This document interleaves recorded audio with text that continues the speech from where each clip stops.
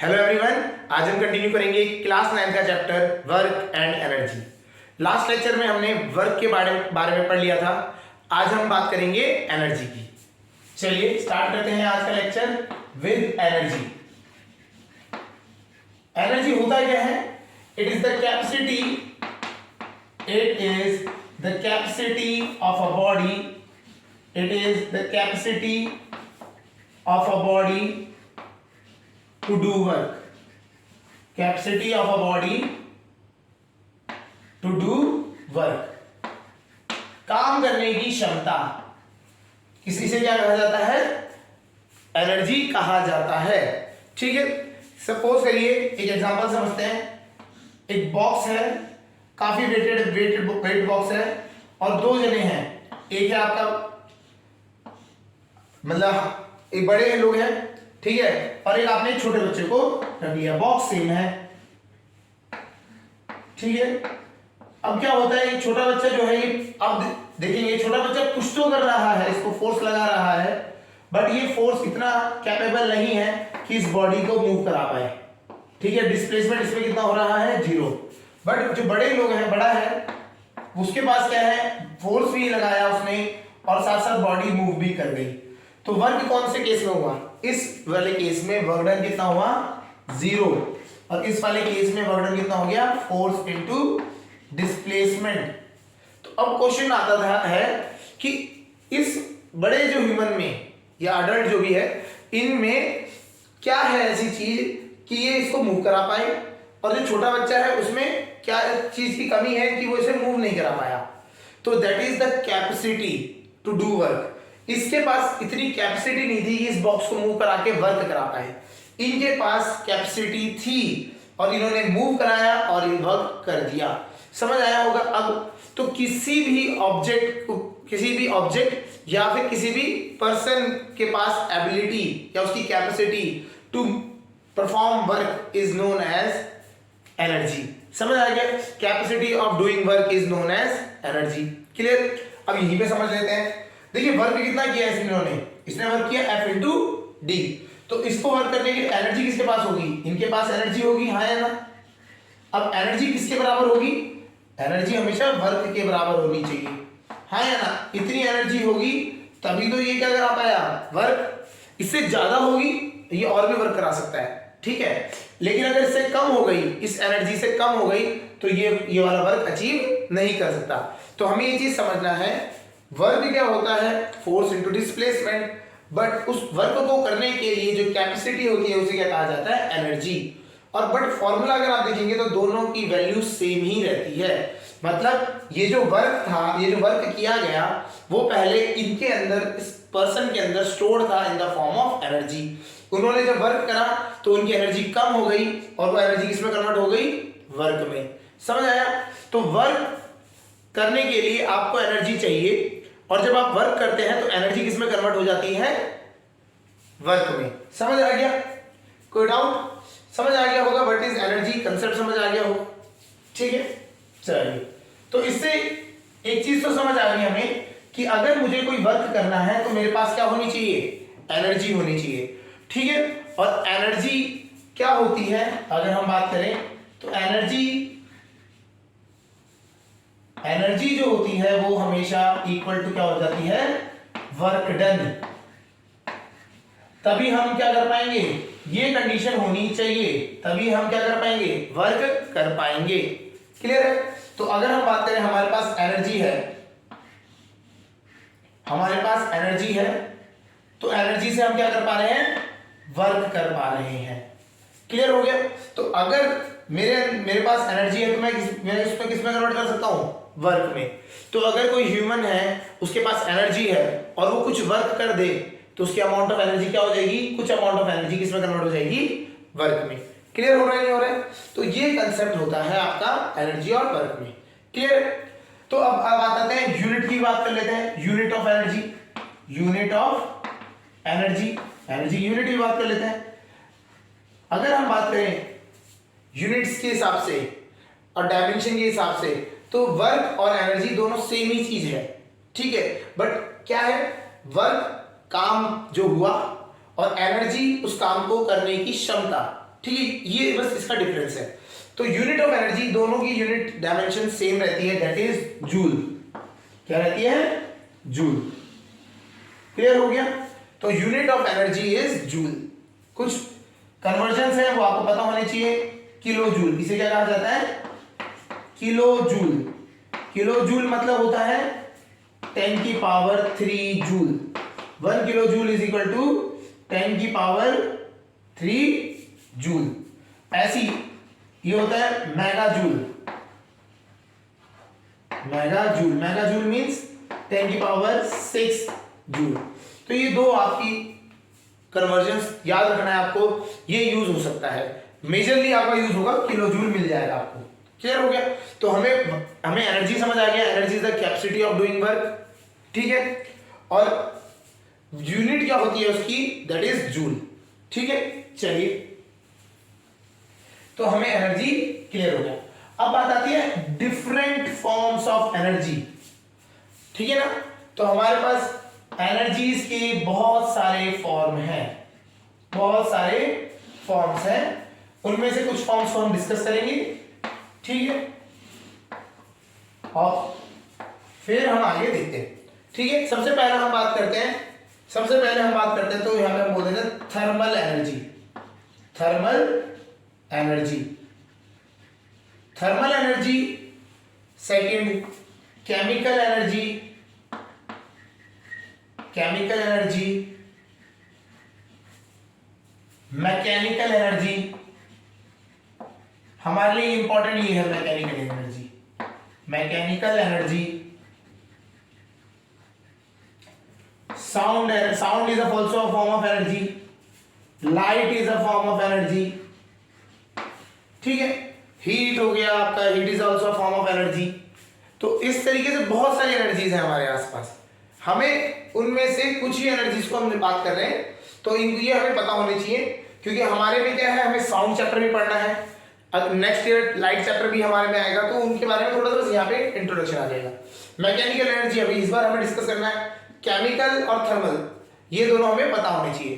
ठीक है, अब बात करते हैं, सिंपल है। थर्मल एनर्जी क्या होता है? ये होता है due to temperature, energy due to temperature.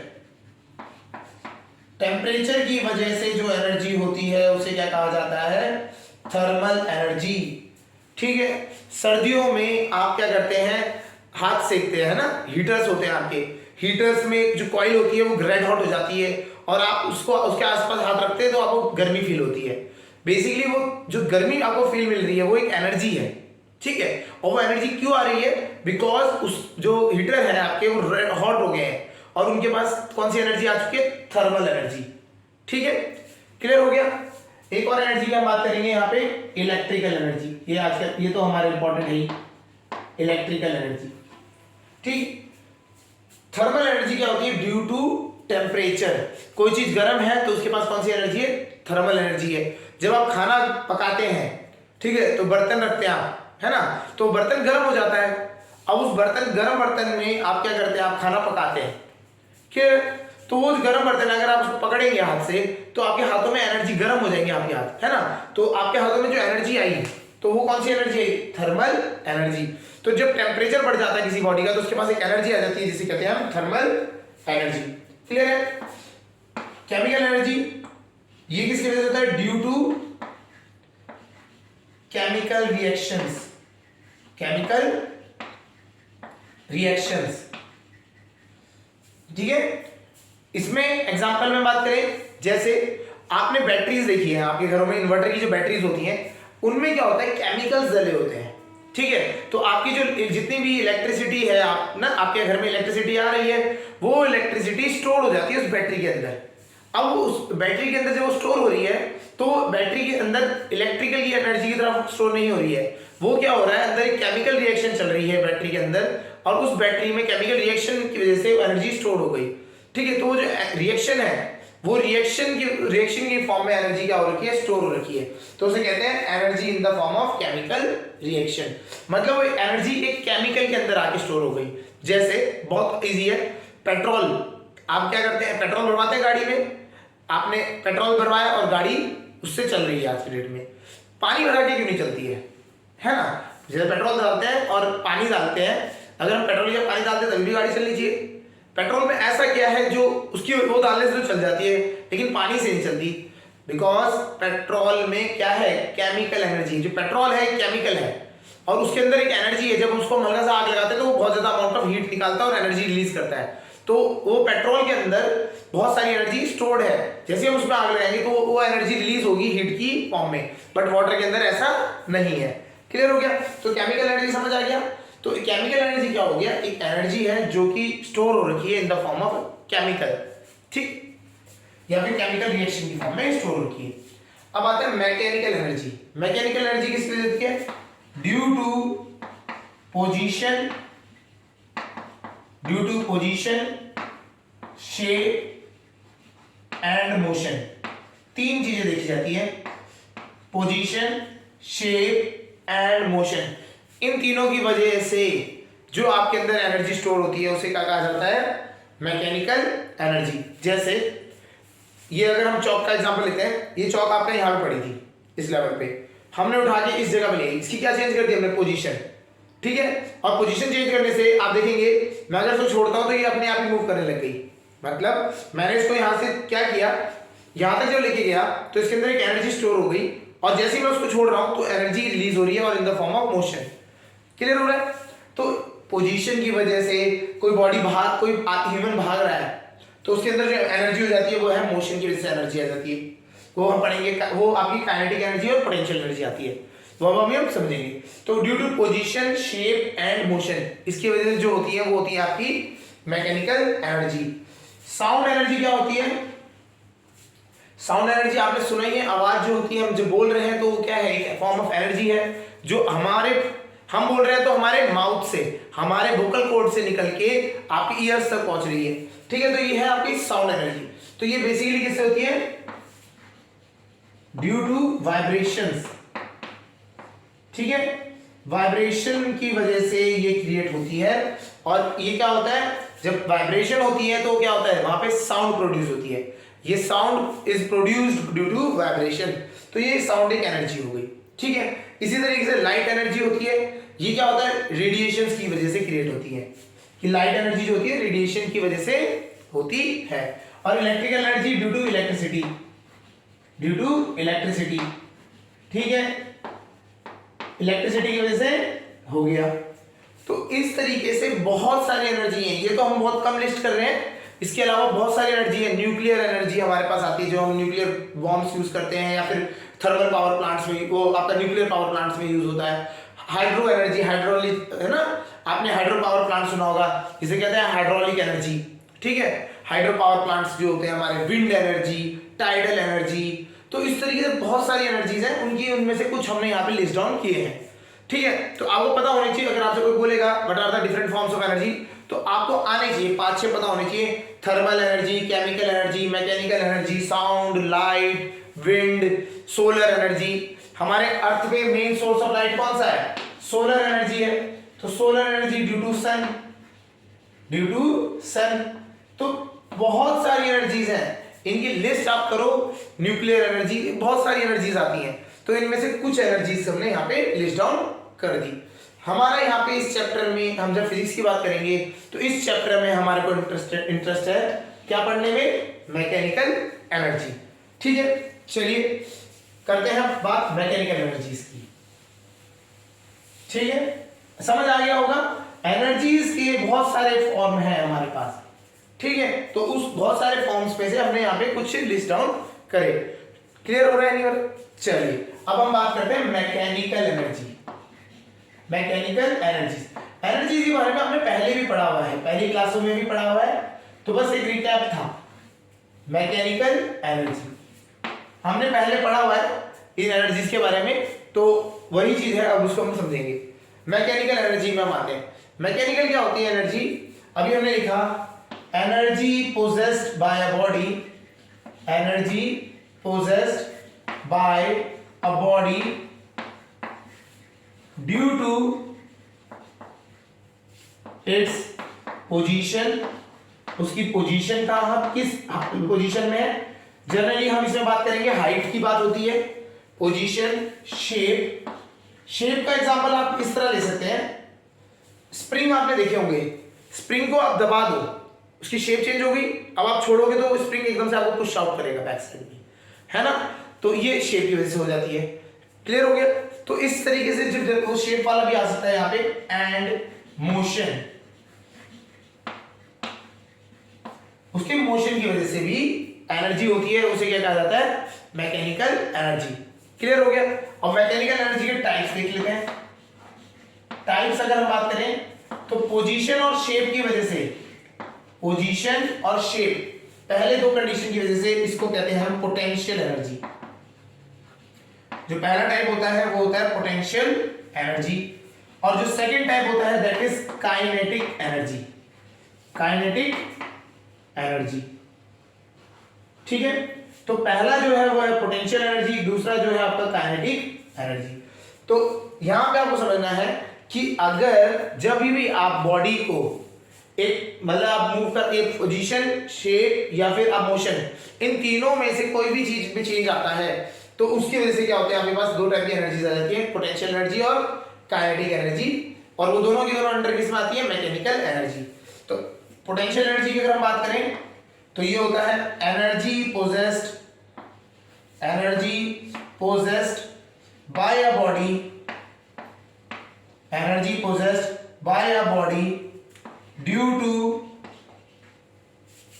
It's position and shape, its position and shape और पोजीशन की वजह से होती है, तो वो क्या कहा जाता है, पोटेंशियल एनर्जी। और दूसरा जो होता है वो है काइनेटिक एनर्जी, तो ये होता है एनर्जी पोजेस्ड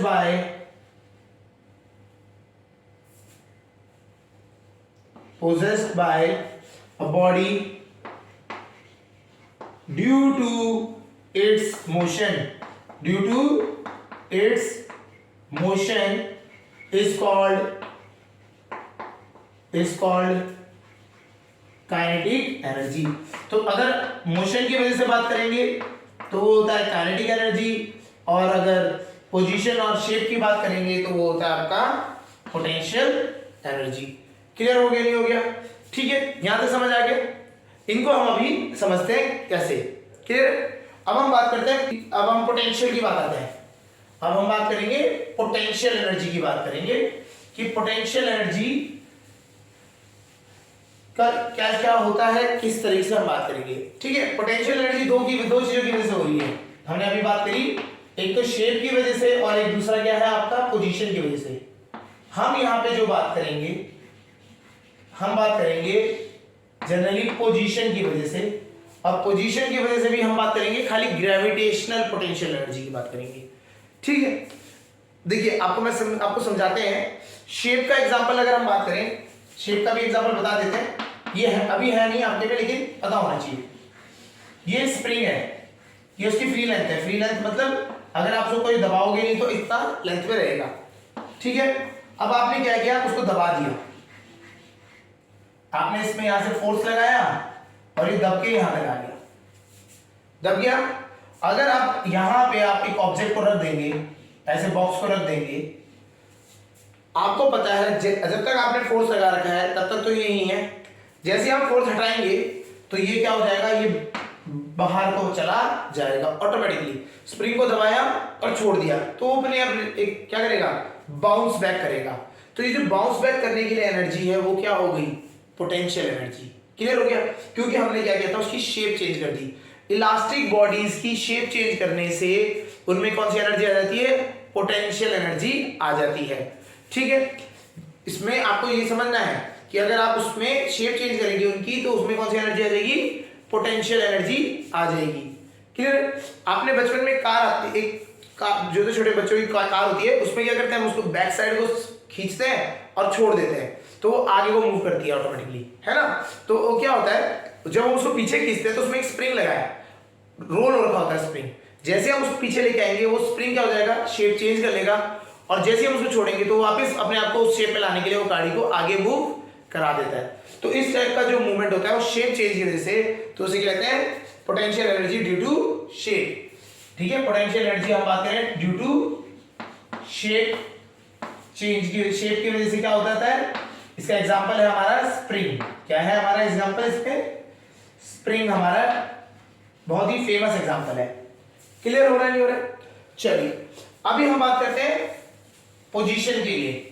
पोजीशन के हिसाब से हम बात करते हैं तो यहां पे हम बात करेंगे पोटेंशियल एनर्जी कौन सी? हम बात करेंगे gravitational potential energy. Gravitational potential energy हमारे को ये समझना है what is gravitational potential energy. इसको हम यहां पे बात करते हैं। ग्रेविटेशनल पोटेंशियल एनर्जी क्या है? ग्रेविटेशन, ग्रेविटी कंसेप्ट आ जाता है यहां पे, ठीक है। क्लियर? इसका डेरिवेशन भी है तो डेरिवेशन ही कर देते हैं साथ साथ। क्लियर? सपोज करिए एक बॉडी है मास m, suppose a body of mass m, उसको हमने ग्राउंड पे रखा हुआ है, ठीक है। और हमने क्या किया, हमने इसमें फोर्स लगाया ऊपर को उठाने के लिए और हम इसे लेके चले गए एक हाइट तक। इस मास m को हम हाइट पे ले गए, कौन सी हाइट, कितनी हाइट तक? h हाइट तक ले गए। अच्छा, इस बॉडी का मास कितना है? नीचे है mg। ये क्या है? Due to gravity, due to gravity, ठीक है। और f जो है फोर्स अप्लाइड है, फोर्स अप्लाइड। फोर्स अप्लाइड कितना होगा? अगर कोई भी बॉडी को मुझे ऊपर लेके जाना है, ठीक है, अगर एक बॉडी नीचे रखी हुई है और उसे मुझे ऊपर लेके जाना है, हम यहाँ पे कंसीडर करना कि हम इसकी स्पीड को नहीं बढ़ाएंगे, हम क्या करेंगे, हल्के हल्के हल्के हल्के मूव कराएंगे। इसकी स्पीड चेंज नहीं करनी, जिस स्पीड में ये पहले था, मतलब जैसे रुका हुआ था तो बाद में भी रुका ही रहेगा। स्पीड इतनी ज्यादा चेंज नहीं करेंगे। तो फोर्स अप्लाइड कितना लगाना पड़ेगा? उतना ही लगाना पड़ेगा जितना नीचे को लग रहा है। जितना नीचे है उतना ही तो फोर्स हमें लगाना पड़ेगा, तभी तो ये उठेगा, हाँ या ना। अगर एक बॉडी ऐसे पड़ी है और हमें इसको मूव कराना है और उस पर नीचे फोर्स लग रहा है F, तो मुझे अगर मूव कराना है तो मुझे उस बिल कम से कम इतना फोर्स तो लगाना ही पड़ेगा। इससे ज्यादा फोर्स लगा दूंगा तो क्या होगा, ये बॉडी एक्सेलरेट करके जाएगी। अगर मैं इसी इक्वल फोर्स लगा दूंगा तो ये कांस्टेंट वेलोसिटी से ऊपर जाएगी। तो हम यहाँ पे कौन सी केस ले रहे हैं? हम यहाँ पे ले रहे हैं केस जिसमें हमारा जो बॉडी है वो कांस्टेंट वेलोसिटी से ऊपर जा रही है। तो हमारे को ये समझ आ गया कि हमने फोर्स लगाया कितना, फोर्स लगाया mg और मूवमेंट हो गई h, मूवमेंट हो गई h। क्लियर है? तो हम लिखेंगे work done in moving the body, work done in moving the body, moving the body. Work done किसके बराबर होता है? Force into displacement. अब बात यहां पे करें तो फोर्स कितना है? mg और डिस्प्लेसमेंट कितना हो गया? h। डिस्प्लेसमेंट कितना हो गया? h। तो वर्क डन कितना हो गया? Work done is mgh। तो ये आपका फोर्स, ये फोर्स लगने से वर्क डन आपका हो गया। क्लियर? तो ये हमारा वर्क डन हो गया। यहां तक समझ आ गया होगा। तो अगर मुझे कोई बॉडी है नीचे ग्राउंड में पड़ी है, मैं उसको मूव करा दूं, h हाइट तक ऊपर उठा दूं, ग्राउंड में भी नहीं कहीं पे भी पड़ी हो और मुझे उसको h हाइट ऊपर उठाना है, कि यहां पड़ी है, इसको मैंने h हाइट उठा दिया, तो इसमें कितना मेरे को वर्क करना पड़ा होगा? mgh, mass of the body into acceleration due to gravity और इनटू h। क्लियर हो गया? अब जो ये वर्क है ये क्या होता है? This work gets stored in the form of gravitational potential energy, in the form of gravitational potential energy, gravitational potential energy of the body। ये जो वर्क किया है ना, ये वर्क किसने किया? ये वर्क हमने किया। किस पे किया? बॉडी पे। तो जो हमने वर्क किया बॉडी पे, ये वर्क जो है जाके स्टोर हो गया किसमें? बॉडी में, as a gravitational potential energy. तो यही सो एनर्जी कितनी हो जाएगी इसकी? mgh। तो पोटेंशियल एनर्जी, इसको हम कहते हैं पोटेंशियल एनर्जी, P, वो कितना हो जाएगा? mgh। तो आपको याद ये रखना है ग्रेविटेशनल पोटेंशियल एनर्जी का फॉर्मूला क्या होता है? mgh। m क्या होता है? मास ऑफ द ऑब्जेक्ट जिसको मूव किया है, g is the acceleration due to gravity, and h जो है हाइट मूव, कितनी हाइट आपने रेज करी है। तो ये आपका क्या हो गया, पोटेंशियल एनर्जी का फॉर्मूला हो गया। समझ आ गया होगा। तो अगर आपको कोई भी कभी बोले कि एक बॉडी को हमने लिफ्ट किया एक पोजीशन ए से बी तक, तो उनका हाइट का डिफरेंस आपको पता होना चाहिए। आपको हाइट का डिफरेंस मिल जाएगा तो आपको सीधा पोटेंशियल एनर्जी का फॉर्मूला लगाना है mgh। क्लियर हो गया। तो समझ आ गया होगा पोटेंशियल एनर्जी क्या होता है। ठीक है, चलिए। तो potential energy possessed by a body due to its position या फिर शेप की बात करेंगे। और हम जो बात कर रहे हैं ज्यादातर, हम यहाँ पे जो फॉर्मूला जिसके लिए हम बात करेंगे वो है हमारा ग्रेविटेशनल पोटेंशियल एनर्जी, जो कि पोजीशन से रिलेट करता है और वो हाइट में कितना मूव किया उस पर डिपेंड करता है। तो पोटेंशियल एनर्जी का फॉर्मूला आपको पता होना चाहिए mgh। अब हम बात करेंगे काइनेटिक एनर्जी की। काइनेटिक एनर्जी, अब काइनेटिक एनर्जी होता क्या है इसको समझे। Energy possessed by a body, energy possessed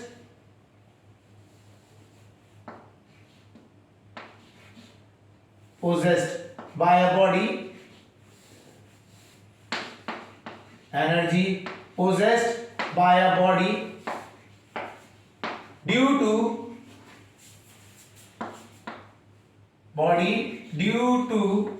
its motion, उसके मोशन की वजह से is called kinetic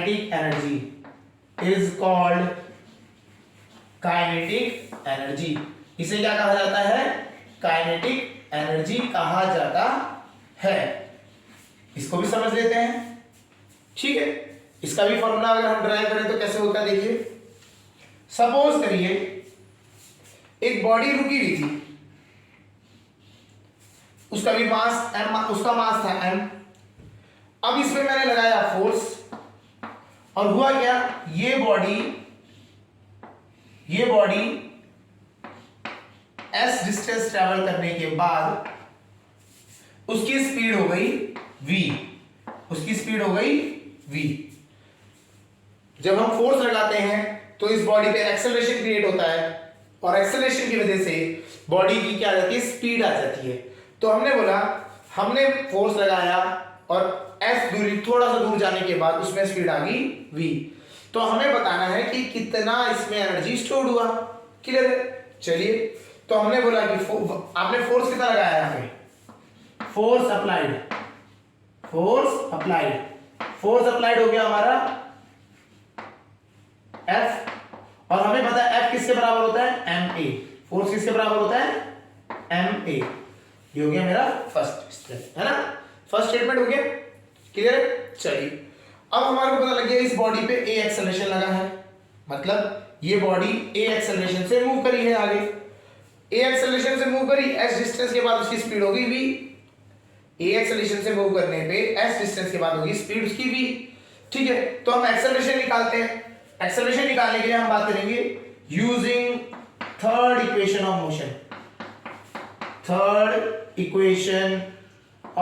motion. Motion की थर्ड इक्वेशन अगर हम बात करें क्या है, वो ये कहता है v² minus u² is equal to 2as। ये तो होता है 2as। क्लियर। तो लगा लेते हैं, हमारा v कितना है, फाइनल तो v है, v² ही रहेगा। 2a हमें निकालना है, s हमारे को दे रखा है, vu है हमारा 0, तो हमारे को यहां से s की वैल्यू मिलेगी। अगर a की वैल्यू ये ले लेते हैं, चलो ये हमारा सेकंड हो गया, इसी को रख लेते हैं हम सेकंड इक्वेशन।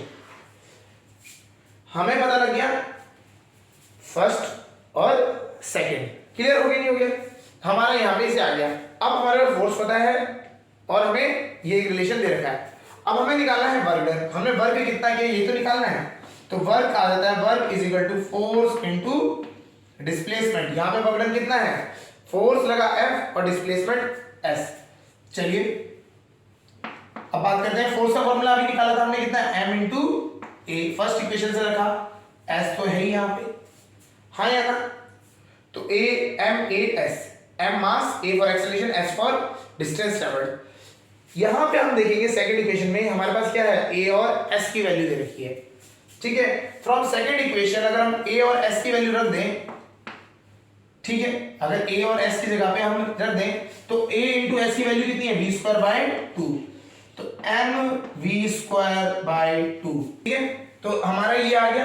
तो हम इसको पूरे को यहां पे अगर एक साथ लिख दें तो हमारे यहां पे वर्क कितना आया, W इज इक्वल टू ये आया mv², हाफ, इसको हम लिख लेते हैं 1/2 को, ये जो 2 है इसको हाफ लिख लेते हैं mv²। तो हमारा वर्क डन कितना हो गया, हाफ mv²। तो मुझे अगर एक बॉडी को फोर्स लगा के स्टार्टिंग उसकी 0 स्पीड से, जब उसकी u 0 थी, 0 से v तक लेके जाना है, तो मुझे कितना वर्क करना पड़ा, हाफ mv²। ये डेरिवेशन याद रहेगा। तो हमने क्या किया, हमने बोला फोर्स होता है m × a, clear. Second equation हमारे को ये देती है v² - u² = 2as। तो हमारा u 0 था, अगर हमारा u कुछ होगा तो हमें u भी डालना पड़ेगा यहाँ पे। u² 0 था तो v² = 2as। अब आता है वर्क डन का फॉर्मूला। वर्क डन क्या होता है, फोर्स इनटू डिस्प्लेसमेंट, ठीक है। फोर्स का फॉर्मूला हमने पढ़ा है m × a, फोर्स यहाँ डाल दिया m × a, s ऐसा था एज इट इज s कर दिया। अब a × s की वैल्यू हमारे को यहाँ से निकल गई v²/2, तो mv²/2, ठीक है। तो ये हमारा वर्क डन सीधा निकल के आ गया, work done was equal to half mv²। तो हमने यहाँ हाफ mv² लिख दिया, क्लियर। तो हमारा जो वर्क डन हुआ है that is equal to half mv², ये हमने वर्क डन किया। अब उसके बाद सीधा फिर हम वही लिखेंगे, this work done gets stored in the body